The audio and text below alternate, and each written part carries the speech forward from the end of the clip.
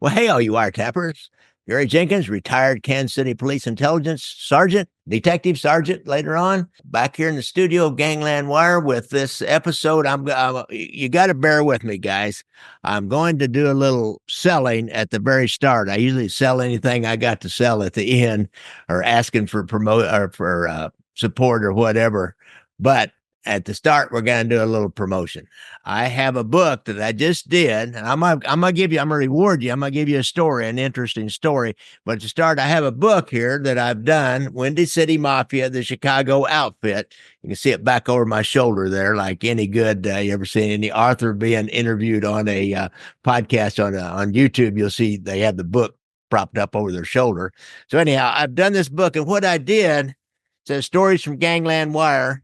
So I took a bunch of my different Chicago stories, and I just take my show notes and my the transcript, and then distill that down into a short story. So it's a variety of different chapters. Each one is different.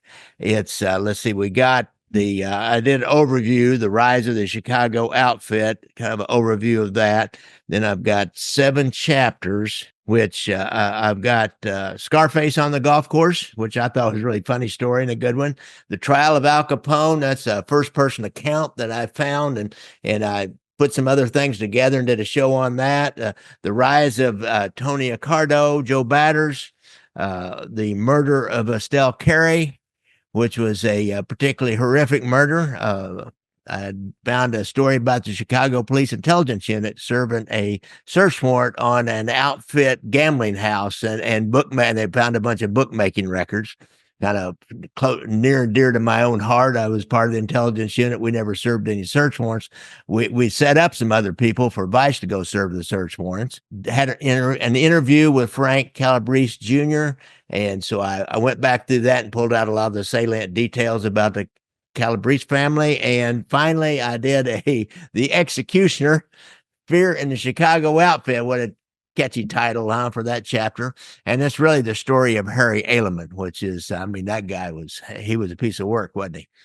Anyhow, but the story I'm going to tell you today, and that book will be on Amazon, and both the Kindle and the hardcover version. And if you guys will go out right away and, for I think $1.99, you can get that Kindle version. Even if you don't have Kindle, hit that $1.99. If I can get a whole bunch of people to buy this thing the first 10 days or 2 weeks or so, Amazon will see that and they'll say, oh, man. And so they'll push it up in their algorithms, and it'll show it to a lot of other people who have bought books, true crime books about the outfit or any mob books, because there's a huge fan base out there that buy all kinds of mob books, and a lot of you guys are a lot of you guys that listen are those guys that buy those mob books, and I bought many myself. Now I get a lot of them sent to me, which is kind of nice when I interview these authors while they send me their books. So I get all the latest books, and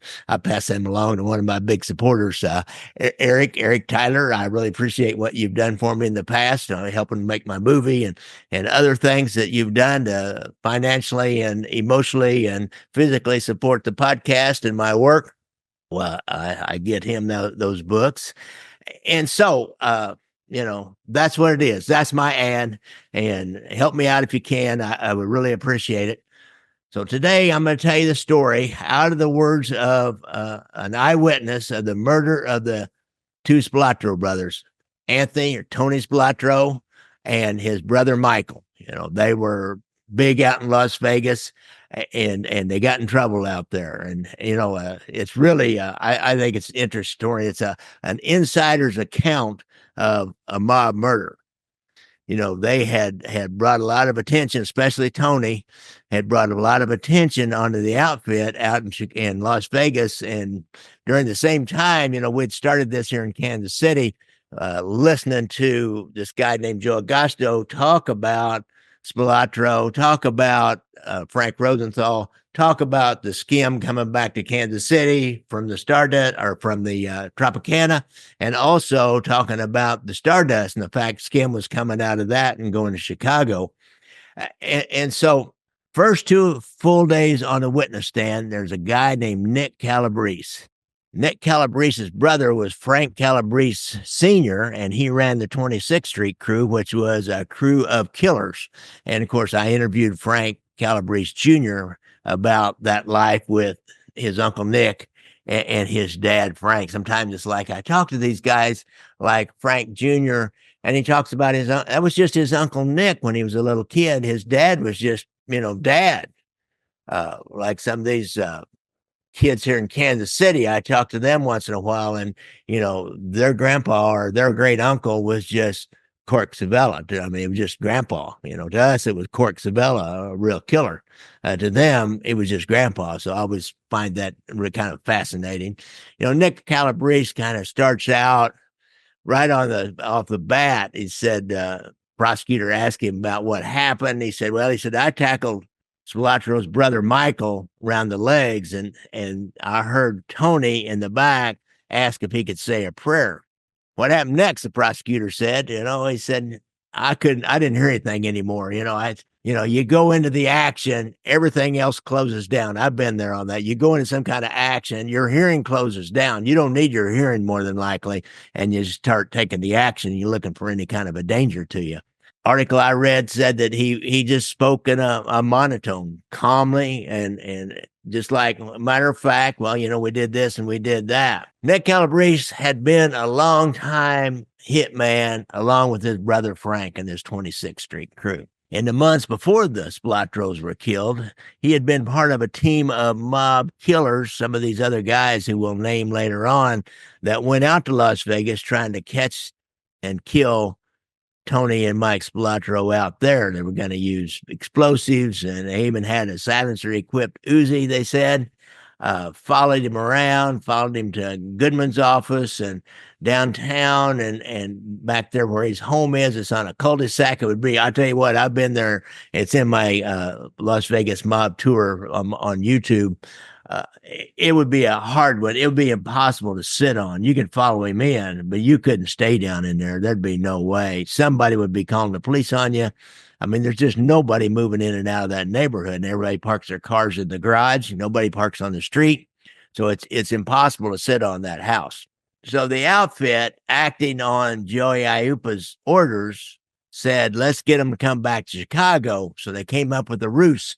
They said, Michael is going to be promoted. He's going to be whistled in. He's going to be a made guy, and they're going to promote Tony to be a capo. Now, Calabrese testified that one of his fellow hitmen, John Ferracata, said that Tony Spilotro supposedly was targeted because he had an affair with the wife of what they called a Chicago bookmaker, which has to be Frank Rosenthal, which is kind of a no-no, but I don't buy that you would do all this because he had an affair with Jerry. Supposedly, they put out the story that he was moving drugs with a motorcycle gang out there. Big no, don't move drugs. I don't really believe that. I'm not sure why. If we want to speculate, I would say that Tony Spilotro had just gotten too big for his britches out there and brought a lot of heat. I mean, a lot of heat, and it really wasn't particularly him, although part of it was because of him. But that heat all started in Kansas City, and it started on FBI wiretaps, and it spun off to Chicago because Lefty Rosenthal was doing all this crazy stuff out there and bringing all kinds of attention to himself, and which brings law enforcement attention to him. Tony Spilotro was also bringing a lot of law enforcement attention when he started this hole-in-the-wall gang, which brought the the Metro Intelligence Unit to actually combine with the FBI for the first time ever into a little task force and work on the hole-in-the-wall gang, which then turned Frank Collada. So it was just a variety of things. It probably wasn't either one of these two things. Calabrese talked about when he first was told that he was going to be part of this hit on Mike and Tony Spilotro, he told his older brother, Frank Sr., and Frank Sr. said, well, why didn't they ask me? I want to be there. Like a little kid, well, come on, I'm not chosen for this team. Crazy. He ends up, he's not there. I'm not sure exactly why, but 83 or so, I think the Skim trials had started, and Aiuppa and Jackie Cerrone and Angelo La Pietra are going to prison, as well as Tuffy DeLuna and Nick Sabella had died. Cork Sabella and Frank Ballesteri and John Scalish and Macy Rockman and Cleveland, all these mob bosses, the whole skim thing was done, and all that money that they'd been getting every month.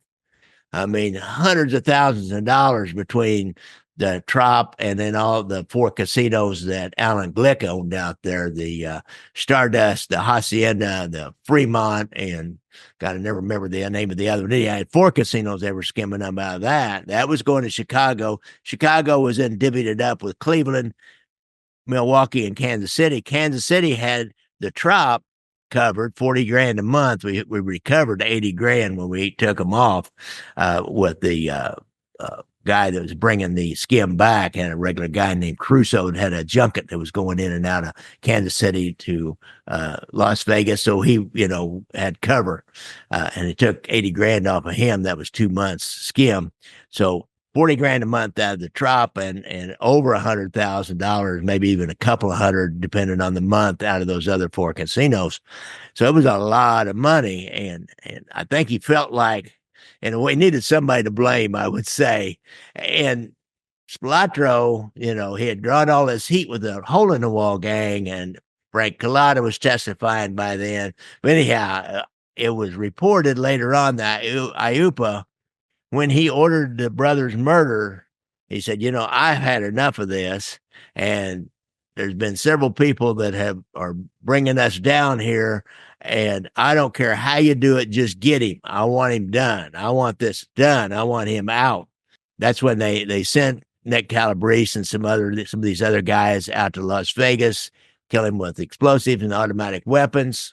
That didn't work. Came back. That's when they hatched up this scheme to lure him to a meeting in a house in Bensenville. It's a suburb up in Chicago, with this promise of mob promotion for Tony, and you make Michael get Whistle Mike in, as Frank Collada called. He said, he was asked about that. And he said, I don't know if they call it made. He said, we just always called it being whistled in, and that makes sense. Well, let's click over. Tony and his brother get together. They're back in Chicago. Tony's always maintained a house in Chicago, and Michael lived there mostly and had a wife and family there. So June the 14th, 1983, or 86. Now, June the 14th, 1986, they get together. When Michael left, he told his wife that, I'm going to this meeting. I'm not sure this doesn't look good, but I don't know. His wife will later testify that he said, if he wasn't back by 9:00, it was no good. Michael Spilotro's daughter also will testify that Michael told her he loved her at least 10 times before leaving on that fatal day. Or should it be fatal day? Both Tony Spilotro and Michael removed all their valuables and all their personal identification before they left. Now, I don't know if that's normal when you're going to go to a meeting where you're going to be made. I don't particularly think it is. I don't know. I wouldn't have shown up at that meeting. They said Tony Spilotro had a gun hidden on him, but he didn't get a chance to get to it, apparently. Nick Calabrese will tell the court when he's testifying that he was told just to wait at a shopping center on 22nd Street, just west of Illinois Highway 83 in DuPage County, and somebody will pick him up. Waiting with him were John Ferracata and another capo, Jimmy LaPietra, Angelo LaPietra's son, I think, and now the leader of the 26th Street crew. Jimmy Marcello, who will be the next boss, or probably was the boss at the time, with IUPA in jail or on his way. He picked him up in what Calabrese called a fancy blue van, one of these big Navigator kind of vans, early in the afternoon. It was a Saturday afternoon. They drove up to this Bensenville subdivision, went to Irving Park Road, and where all the homes looked alike, all had, these partial brick walls, and then wood, the rest of it, bay windows in the front, and garage, doing on 2 garages. Most of them have 2-car garages.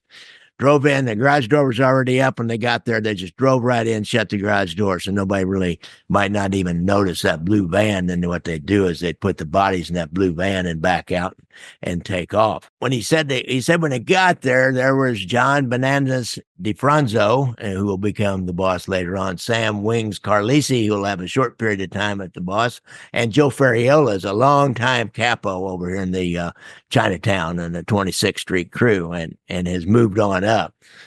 He's the one that brought Harry Edelman in and schooled him and used him, and he was really the guy. If you wanted somebody killed, then you went to Joe Ferriola, and he could get Harry Edelman and some of the members of the Wild Bunch to do that. They were, this Chicago outfit of the 70s and 80s that we're talking about. This is the end of that, the really peak of the outfit, the final last straw, except I guess there's still something going. Calabrese will remark that Wings Carlisi said he really got a good tan, and then made some passing remark about when Nick Calabrese and John Ferricata were down in Phoenix recently, and Ferricata had spent a lot of money when he was down there.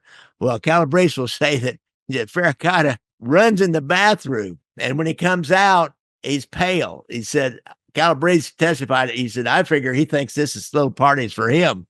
And it wasn't. He wasn't marked for murder yet. He'd be killed about 3 months later because he's the one that botched the Spilotro's burial, didn't bury him deep enough, and left before they really got buried really good.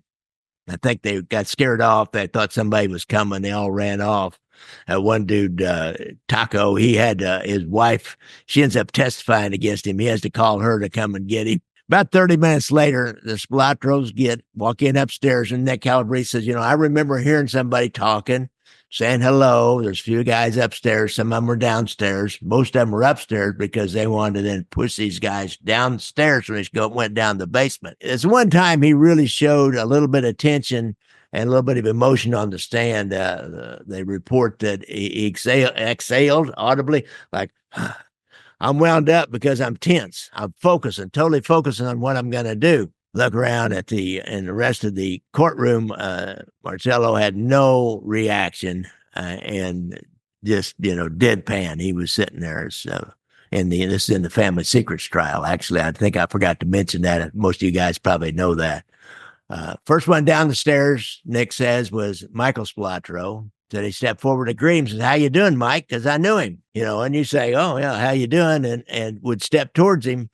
About that time, this a dude named Marino and several others jumped on him. So Calabrese said, I dove and grabbed his legs. He said, I noticed there was Louis the Mooch Eboli who was there, and he threw a rope around his neck and was strangling him. And he said he remembered only one thing before he kind of, as far as his hearing went blank. He said, I heard Tony Spilotro say, can I say a prayer? And all the rest of the waiting men just bum rushed these brothers, just swarmed them. There's nothing you could do when you got the weight of 7 or 8 men. Even though you're a tough guy yourself, you just can't do it. These guys are just as tough, and many of them were bigger. Swarmed them and kicked them and beat them and hit them only with their fists. A lot of people said it was with some kind of blunt instruments like, axe handles or whatever, baseball bats or whatever kind of, Hollywood thing you want to think of. But the coroner will say this blunt force trauma was from fists and feet and not from any instrument. And also there's a rumor that they were found with dirt in their lungs, that they were buried alive, but the autopsy will show that their lungs are filled with blood from the beating. So if they died from not being able to get air, it was from all the blood that filled up their lungs from the internal damage that they did as they beat them. Spilotro brothers are dead, and they hope that their bodies will never be found. As I said, they didn't bury them deep enough. Some farmer found them. And kind of a sad commentary on their end, but he's a longtime Catholic. Tony Spilotro even wanted to pray at the end. The Chicago Archdiocese ruled that they cannot be given a Catholic funeral at St. Bernardine in Forest Park because of their organized crime connections. So they had a private service and a cemetery chapel. It was located at the Queen of Heaven Cemetery in Hillsdale, Illinois, a suburb of Chicago. It was on June the 27th. really not that long after they were killed, and they were buried in the family plot up there. They had a wake at Salerno's Galewood Chapel on North Harlem Avenue, and three of the killers, Joe Ferriola, Marino. God, I can't remember his first name. Let me know what his first name is. Marino. I should have looked it up. And Rocky and Felice all showed up at the wake. So I once attended a mob associate's funeral, and one guy showed up, and I thought, one made guy showed up at this funeral who would have been the kind of guy that would probably maybe orchestrated this thing. He didn't do it himself, but I bet he orchestrated it. I have to tell that story someday. I did so much on Jimmy Duarte. I don't remember. I've got an old podcast on Jimmy Duarte, a made guy who was a real old time mobster. But anyhow, so that's the story of the murder of the Spilotro brothers, Tony and Michael, and who did it and what went down right from the mouth of a man who did it, Nick Calabrese, uncle to Frank Calabrese Jr., who I have a story about in my book. So don't forget my book, Windy City Mafia, the Chicago Outfit, Stories from Gangland Wire podcast. I'm going to do more of these. I'll look up some more Chicago stories that I think kind of interesting and haven't been told and retold a jillion times. And I'm going to do one on New York, and I'm going to do one on Kansas City. And so I'm just going to kind of keep doing these all along as I have time to do them. It's just kind of fun for me too, and gives me another stream of income. So if you guys will go, whole bunch of you go buy this book, why it will help immensely. So thanks a lot, guys. Don't forget, I like to ride motorcycles, and you know all the rest of it. You got a problem with drugs or alcohol or PTSD, there's help available. If you're a veteran, go to the VA. And Anthony Ruggiano, former Gambino proposed member, I've been told, not really a made guy. They got help for you out there. I've got other books. My other book, the Amazon site, and that's the one about the skimming from Las Vegas, from the Kansas City viewpoint, and all the wiretaps that they used. You get the Kindle version. You can click on the transcripts that are used inside the book and hear the actual wiretaps. And I've got the two movies that are out there for, I think it's $1.99 rental, Gangland Wire, which tells about the starting of the skim investigation and the whole big to-do that really got the FBI into it. And then Brothers Against Brothers, the Savella-Spiro War, which was about right on the heels of the start of the skimming investigation and all the wiretaps. Then this little war between some upstart young Turks, last name of Spiro, broke out, and we all pulled out of that, let the FBI, all they did then was sit on their wiretaps, and we all went in the middle of this war, really. So we about got caught up a couple of times right in the middle of it. So anyhow, thanks a lot, guys.